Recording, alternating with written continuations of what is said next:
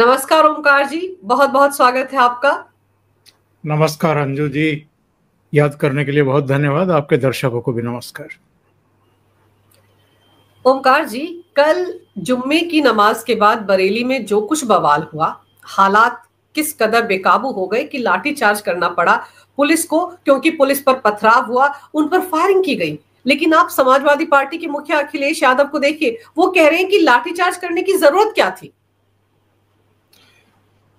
देखिए, बात ये है कि अगर आप कानून व्यवस्था को चुनौती देंगे, अपने हाथ में लेंगे, पुलिस बल के जवानों पर अटैक करेंगे और जहां आपको जाना प्रतिबंधित है उसी क्षेत्र में जाएंगे, तो फिर अखिलेश यादव बताएं कि रोकने का तरीका क्या है।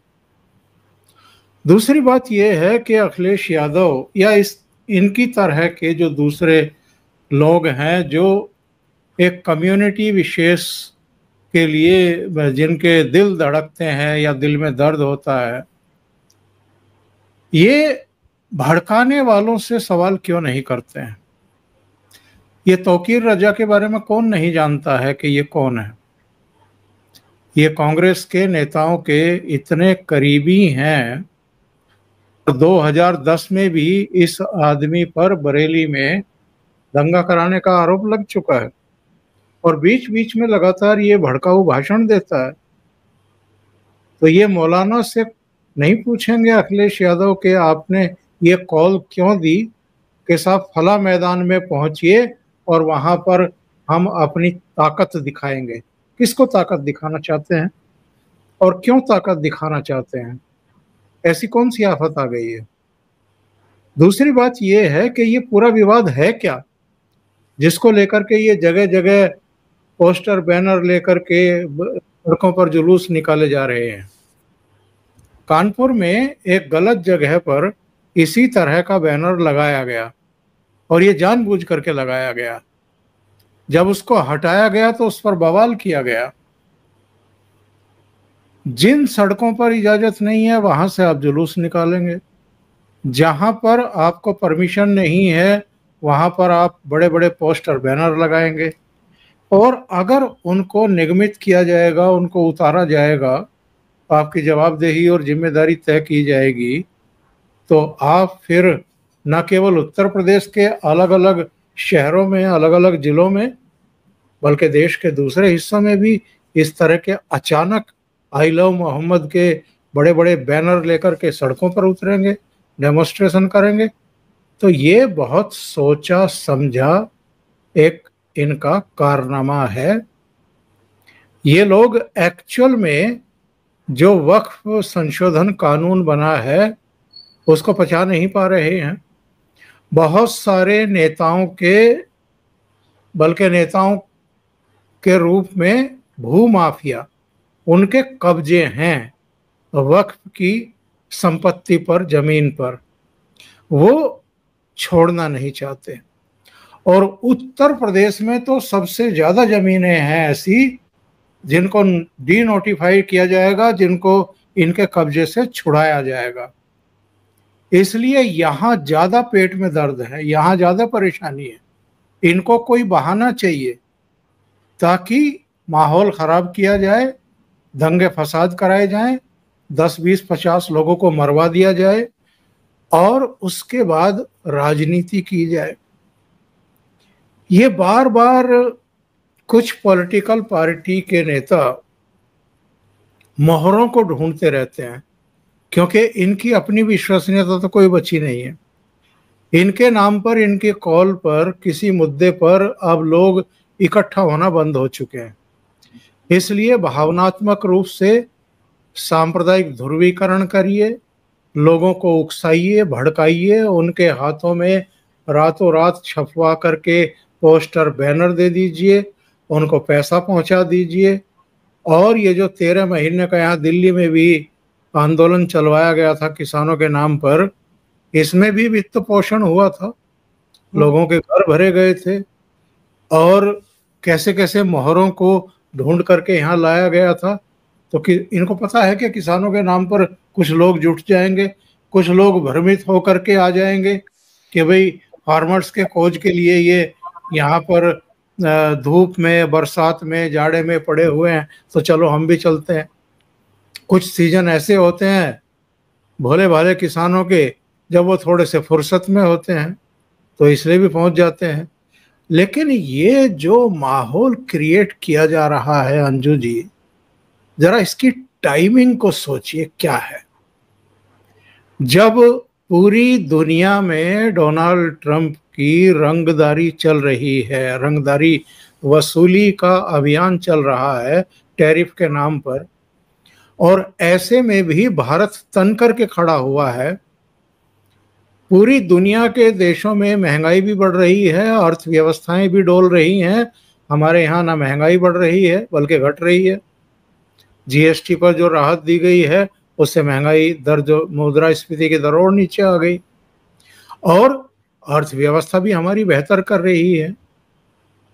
तो बहुत सारे लोगों के पेट में इस बात के लिए दर्द है, जिसमें डीप स्टेट भी शामिल है, जिसमें अमेरिका भी शामिल है, जिसमें चीन भी शामिल है, जिनमें यहाँ उनके पिट्ठू भी शामिल हैं, और कई तरह की ताकतें हैं जो भारत की तेज गति से आगे बढ़ती हुई जो डेवलपमेंट की गाड़ी है उसको बर्दाश्त नहीं कर पा रहे हैं, किसी तरीके से उसको डिरिल्ड करने की कोशिश कर रहे हैं। अब इसमें प्यादे और मोहरे ढूंढे जा रहे हैं, उनको वित्त पोषित किया जा रहा है, और जमूरे जो है वो नाच रहे हैं। तो ये बरेली में जो कुछ हुआ है या लेह में जो कुछ हुआ है, ये सब इसी के, और अभी तो ये केवल 2 जगह ये, और कुछ दूसरे प्रांतों में और उत्तर प्रदेश के कुछ दूसरे शहरों में भी डेमोन्स्ट्रेशन हुए हैं। अभी तो आने वाले दिनों में आप दिवाली तक, दशहरे तक बहुत कुछ देखेंगे। सर दिवाली तक, दशहरे तक, जब तक कि बिहार के चुनाव नहीं हो जाएंगे तब तक भी तमाशा चलेगा, क्योंकि मुद्दा तो वही है ना सर। आप देखिए, एक तरफ ये ड्रामा हो रहा है, दूसरी तरफ सोनिया गांधी को गाजा की याद आ रही है, फिलिस्तीन की याद आ रही है, और वो बैठकर एक आर्टिकल लिख देती हैं सर।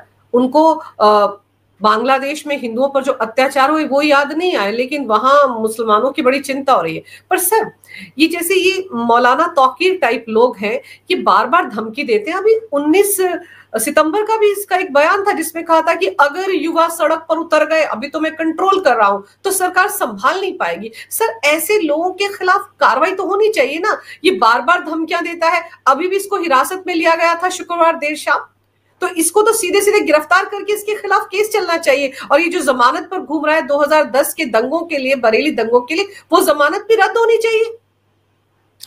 इसकी अगर तो बहुत बार सुनी जा चुकी है, और पहले की सरकारें इसकी अगर से डरते भी थे, कुछ कहते नहीं थे।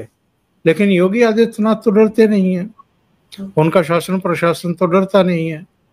इसने युवाओं को आगे कर दिया, दंगाइयों फसादियों को आगे कर दिया पुलिस से भिड़ने के लिए, और खुद कहाँ था? ये खुद तो गायब हो गया, ये कहीं छिपा हुआ था। आपको याद होगा एक अदालत से इसके गैर जमानती वारंट जारी हुए थे और ये मिल नहीं रहा था। तो ये बिलों में घुसने वाले लोग हैं, ये डरपोक लोग हैं, ये कायर लोग हैं जो दूसरे लोगों को मरने के लिए आगे कर देते हैं। और इनके समर्थक भी बड़े जाहिल किस्म के लोग हैं जो इनके उकसावे पर सड़कों पर उतर जाते हैं, प्रशासन से, पुलिस से भिड़ जाते हैं, सरकार के खिलाफ अभद्र भाषा में बातें करते हैं। तो ये लोग, इनको एक्सपोज भी करने की ज़रूरत है, कानूनी शिकंजे में भी इनको लेने की ज़रूरत है। और जिस तरीके से लेह में सोनम वांगचुक को गिरफ्तार किया गया, एनएसए लगाया गया, वैसी ही सख्त कार्रवाइयाँ अब करनी पड़ेंगी सरकार को। अगर सरकार ये समझ रही है या ये सोच रही है कि इन लोगों की समझ में आ जाएगा, ये दंगा फसाद नहीं करेंगे, माहौल ख़राब नहीं करेंगे, तो ये बड़ी भूल है। बीच बीच में जब इसको खुजली उठती है तौकीर रजा को, और जब ये इस तरह के बयान देता है, तो इसको मैसेज भी भिजवाए जाते हैं और ये फिर चुप करके बैठता है। लेकिन ऐसे, जो मैं टाइमिंग की बात कर रहा था, ये ऐसा टाइम है जब देश के सामने कई तरह की चुनौतियां हैं। आप देखो ना, डोनाल्ड ट्रंप शहबाज शरीफ को और आसिम मुनीर को व्हाइट हाउस में बुला करके उनसे बात कर रहा है, मुलाकात कर रहा है। अभी अगस्त में ही आसिम मुनीर को बुला करके, जून में 17 जून को जब प्रधानमंत्री नरेंद्र मोदी कनाडा में थे, तब उनको बैठाया हुआ था आसिम मुनीर को व्हाइट हाउस में, और प्रधानमंत्री मोदी से कह रहे थे कि आप भी आ जाइए। फिर अगस्त में दूसरी बार ये वाशिंगटन गए, और अब फिर वाशिंगटन में, यानी लगभग 4 महीने के भीतर ही 3 मुलाकातें हो चुकी हैं और तरह तरह के समझौते हो रहे हैं। पाकिस्तान पर 19% टैरिफ लगा रहे हैं, भारत पर 50% टैरिफ लगा रहे हैं। तो किस तरह की चुनौतियां हमारी अर्थव्यवस्था के सामने हमें नुकसान पहुंचाने की। 2018 में जिस चाबहार पोर्ट को प्रतिबंधों से मुक्त कर दिया गया था भारत के लिए कि ठीक है आप बना लीजिए, वो दोबारा से प्रतिबंध लगा दिया अभी 4 दिन 5 दिन पहले डोनाल्ड ट्रंप ने। अभी फार्मा पर टैरिफ नहीं लगाया गया था, उस पर 100% थोप दिया गया। H1 वीजा जो है वो उस पर उसकी 10 गुना जो है फीस बढ़ा दी गई। 88 लाख रुपया दीजिए तब आप अमेरिका में प्रवेश करेंगे। इसके बावजूद अंजू जी, अगर हमारी इकोनॉमी ठीक कर रही है, हमारी सरकार दबाव में नहीं है, वो उनके सामने झुक नहीं रही है, जैसा वो चाहते हैं वैसा ट्रेड डील करने को तैयार नहीं है, और हमने दूसरे उपाय किए हैं ताकि जिनके उत्पाद अब अमेरिका में नहीं जा रहे हैं टैरिफ की वजह से, उनको राहत दी जाए। 20,000 करोड़ रुपया उनके लिए जारी किया गवर्नमेंट ऑफ इंडिया ने। इसके अलावा जो आम आदमी है, उपभोक्ता है, कंज्यूमर है, उसको भी जीएसटी में, जिसको प्रधानमंत्री नरेंद्र मोदी ने नेक्स्ट जनरेशन जीएसटी रिफॉर्म नाम दिया है, उसमें सुधार करके केवल 2 स्लैब रखे हैं। ये 28% वाला और 12% वाला खत्म कर दिया गया है। तो कितनी बड़ी राहत मिली है लोगों को। और ये फेस्टिव सीजन है, हिंदुओं के त्योहारों की अब शुरुआत हो गई है। तो इस हिंदुओं के त्योहारों को डिस्ट्रॉय करने के लिए अगर इस तरह की साजिशें रची जा रही हैं और पीछे से कोई पुश कर रहा है, कई दल कर रहे हैं, तो फिर समझ लें भारत की जनता कि आपने कैसे कैसे दलों को और कैसे कैसे नेताओं को ताकत दे रखी है। इनकी ताकत छीननी पड़ेगी, और जो लोग माहौल खराब करना चाहते हैं इनको सबक सिखाना पड़ेगा। इनके खिलाफ बहुत कठोर कार्रवाइयां करनी पड़ेंगी। बिल्कुल सही कह रहे हैं आप सर, क्योंकि जो कुछ बरेली में हुआ उसके बाद आप देखो ना, आगरा, कानपुर, कितनी जगह है जहां पर इसी तरह के हंगामे किए गए हैं, और पूरे उत्तर प्रदेश में पुलिस इस वक्त हाई अलर्ट पर है। और फिर आप शहबाज शरीफ की बात कर रहे थे, आप साथ ही साथ मुनीर की बात कर रहे थे। आप देखो यूएन में शहबाज शरीफ ने क्या भाषण दिया है सर, मैन ऑफ पीस बताया है, डोनाल्ड ट्रंप को नोबेल पुरस्कार देने की सिफारिश की, पूरी तरह से चापलूसी करते नजर आए। बिल्कुल, और वो भी तो इनको महान नेता बता रहे हैं, शानदार नेता बता रहे हैं। डोनाल्ड ट्रंप जब प्रेस कॉन्फ्रेंस कर रहे थे, कुछ अध्यादेशों पर सिग्नेचर कर रहे थे मीडिया के सामने, और दुनिया के ये अकेले नेता हैं जो अध्यादेशों पर साइन करते हैं कैमरों के सामने और मीडिया को बुला करके। ऐसा और कोई नेता नहीं है। वरना ये गोपनीय चीजें होती है, ठीक है आप अपने दफ्तर में बैठिए, वो पारित करिए, लेकिन कैमरे और ताम झाम, और जैसे आप दुनिया के शहंशाह हैं और पूरी दुनिया की तकदीर जैसे आप ही लिख रहे हैं, तो उस अंदाज में ये करते हैं। तो ये कह रहे थे कि अभी पाकिस्तान के 2 ग्रेट लीडर आने वाले हैं, एक शहबाज शरीफ साहब और दूसरे आसिम मुनीर साहब, ग्रेट लीडर। तो उनको चने के झाड़ पे ऐसा चढ़ा रखा है, और किस लिए चढ़ा रखा है ये सब जानते हैं। उस समय जब आसिम मुनीर को बुलाया था इन्होंने लंच पर, तब तो इनको चूंकि ईरान पर B-2 बॉम्बर से अटैक करने थे, तो उनको पाकिस्तानी स्पेस चाहिए होता, तो इसलिए बुलाया था। अब इसलिए बुला रहे हैं कि डोनाल्ड ट्रंप को अचानक से फिर याद आया कि यार वो बगराम एयरबेस हमने छोड़ दिया था, उसको वापस फिर से लेना है। वो रणनीतिक तौर पर बहुत जरूरी है हमारे लिए, ताकि वहां से रूस पर भी नजर रखी जाए, चीन पर भी नजर रखी जाए। अब वो तालिबान कह रहे हैं कि हम तो एक गज जमीन भी आपको नहीं देंगे, और अगर आपको गलतफहमी है कि आप हमारे ऊपर कार्रवाई कर सकते हैं तो जरा करके देख लीजिए। और अफगानिस्तान ने अतीत में किन किन के दांत खट्टे किए हैं ये पूरी दुनिया जानती है। सर, अमेरिका की फौज भी तो वहां से भागी थी हथियार छोड़कर। बाइडेन के जमाने में ये कह रहे कि हमने छोड़ दिया था बगरान को, छोड़ा वोड़ा नहीं था, छोड़ना पड़ा था, छोड़कर भागे थे। तो अब कोशिश ये है कि पाकिस्तान में फिर से बेस बनाया जाए। ऑलरेडी है उनका, ऑलरेडी है वहां पर बेस उनका। ये नूर खान एयरबेस पर इनके एटमी एसेट्स रखे हुए थे, जहां अटैक हुआ था 9-10 मई की रात को। उसी के बाद से तो इनके तेवर बदल गए, इनके सुर बदल गए। इनको अंदाजा भी नहीं था कि नूर खान एयरबेस, सरगोधा और जो किरना हिल्स हैं उन पर भी भारत अटैक कर देगा। तो ये सब हुआ है, और देखिए ऊंट वहां किस करवट बैठता है। लेकिन मेरा कहना ये है कि जब भारत को तरह तरह की चुनौतियां मिल रही हैं, तब केवल कुछ राजनीतिक लाभ लेने के लिए या प्रधानमंत्री नरेंद्र मोदी की छवि मलिन करने के लिए अगर आप इस तरह के समाज विरोधी और राष्ट्र विरोधी तत्वों को आगे करके अपना उल्लू सीधा करने की कोशिश कर रहे हैं, तो कहना पड़ेगा कि आपके लिए अपने निजी हित, आपकी पार्टी के हित, राष्ट्र हित से कहीं ऊपर आपने रखे हुए हैं। और देश की जनता इस तरह के तत्वों को, इस तरह की लीडरशिप को, इस तरह की पार्टियों को बर्दाश्त नहीं करती, पसंद नहीं करती। हाँ, कुछ मुट्ठी भर लोग हैं जो इनको सपोर्ट करेंगे, करते रहे हैं, तो उन्हीं तक इनको संतुष्ट रहना पड़ेगा।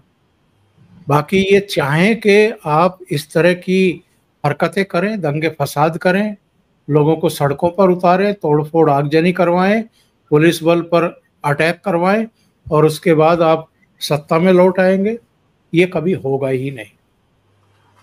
सर, आप उधर देखिए कि महाराष्ट्र के बीड़ में क्या हो रहा है। वहां पर एक मौलाना इसी पोस्टर वाले मामले में ही वहां पर भी बवाल मचा हुआ था। वो सीधे सीधे योगी आदित्यनाथ को धमकियां दे रहा है कि मैं यहां दफन कर दूंगा। देखिए, बात ये है कि इस तरह के जाहिल और इस तरह के अनपढ़ लोग, और ख़ास तौर से जो मौलाना वगैरह हैं, ये सब मदरसों की देन है और कट्टर सोच का नतीजा है, और वो जो आसमानी किताब है उसकी वजह से ये सब हो रहा है। इन लोगों को 1947 के बाद, विभाजन के बाद, अलग देश मिलने के बाद संतुष्ट होना चाहिए था, लेकिन जिन्होंने मांग की थी, जिन्होंने आग लगाई थी, जिन्होंने डायरेक्ट एक्शन का कॉल दिया था और हजारों लोगों को मरवा दिया था, वो सारे तो यहीं रह गए, गए नहीं। पाकिस्तान जाने वाले तो दूसरे लोग थे। अब इनको एक और देश चाहिए, बल्कि हिंदुस्तान और दिल्ली पर इनको फिर से कब्जा चाहिए। तो ये एक्चुअल में क्या है कि कांग्रेस का जो चरित्र, असली चरित्र इस देश के सामने खुल करके आया है, या कुछ दूसरे वोट पिपासु दलों के नेताओं का जो बौनापन सामने आया है कि आप वोट के लिए किसी भी हद तक गिरेंगे, देश का नुकसान करेंगे, ये देश की जनता को ठीक से समझने की जरूरत है। जब तक जनता भी नहीं समझेगी, जागरूक नहीं होगी, इनको सबक नहीं सिखाएगी, तब तक देश के ऊपर खतरा बना रहेगा। ये समाज को तोड़ते रहेंगे। सर, लेकिन आप ये देखिए कि चाहे ये बरेली वाला मामला हो या कानपुर का हो, आप बच्चे देखिए कौन से छोटे-छोटे लड़के, नाबालिग बच्चे हैं, और कुछ ऐसी तस्वीर लेह लद्दाख में देखने को मिली।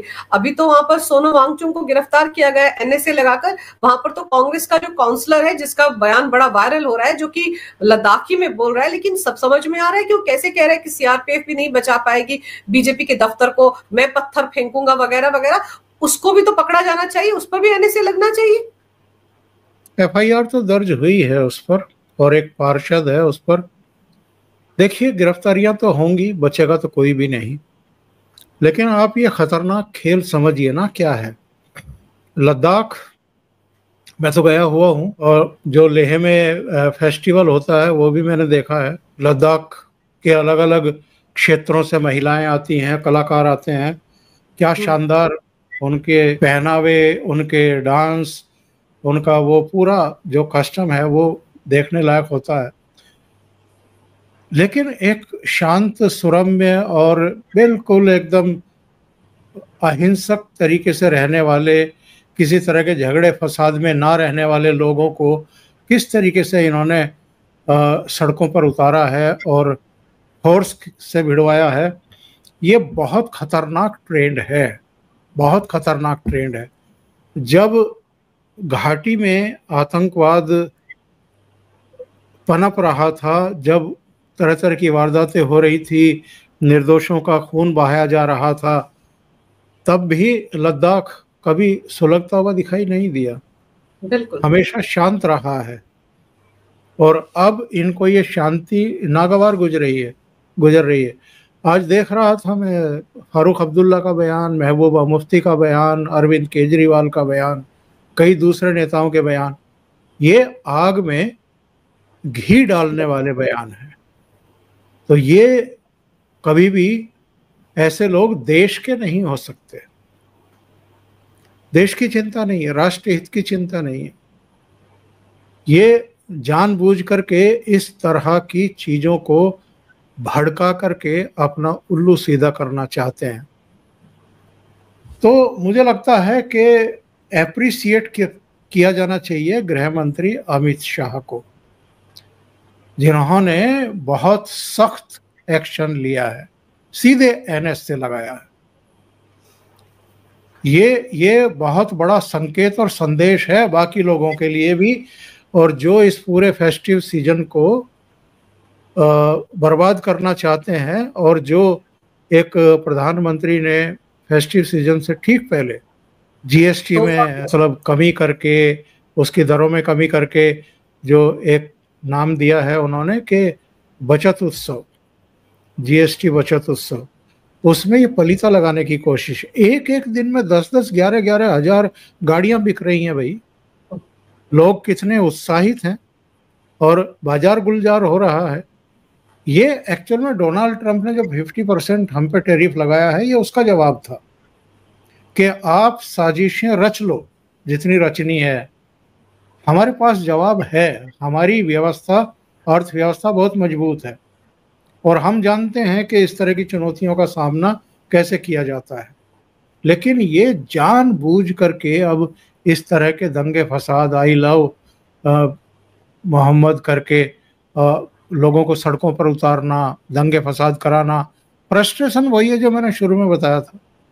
वक्फ की संपत्ति इनके हाथों से निकलने जा रही है, इसको ये लोग बर्दाश्त नहीं कर पा रहे हैं। सर, वक्फ की संपत्ति हाथों से निकल रही है, उसको बर्दाश्त नहीं कर पा रहे हैं। डोनाल्ड ट्रंप ये बर्दाश्त नहीं कर पा रहे कि मैं इतने टैरिफ लगा रहा हूं, इतने सैंक्शन लगा रहा हूं, इसके बावजूद मोदी झुकने को तैयार नहीं है। और पीएम मोदी अपनी सभी रैलियों में कह रहे हैं कि आत्मनिर्भर बनना है, स्वदेश में बना हुआ सामान खरीदिए, अपना उस सामान को खरीदिए जिसमें कि हिंदुस्तानियों का पसीना शामिल हो। तो आप सोचिए, ये सब चीजें इनको कहीं ना कहीं दर्द पहुंचा रही है ना, इन सबको पीड़ा हो रही है उससे। और हमारे देश में एक आधा फ्रंट जो है वो भी सत्ता से दूर बैठा हुआ है, और उसको लग रहा है कहीं ऐसा ना हो कि बिहार विधानसभा चुनाव भी उनके हाथ से निकल जाए। तो इसीलिए वोट चोरी और अब इस तरह के प्रोपेगेंडे किए जा रहे हैं। लेकिन आप सही कह रहे हैं, हमारे गृह मंत्री ने बहुत सख्त एक्शन लिया है सोनम वांगचुक के खिलाफ, और ये मैसेज बाकी लोगों को भी चला गया है। तो जो लोग उत्तर प्रदेश में भी रायता फैलाने की कोशिश कर रहे हैं, योगी आदित्यनाथ उनका भी हिसाब किताब बराबर करेंगे। सर, आपने समय निकाला, इस विषय पर बहुत ही अहम जानकारी मेरे दर्शकों को दी। आपका बहुत बहुत धन्यवाद। नमस्कार। जय हिंद। जय हिंद।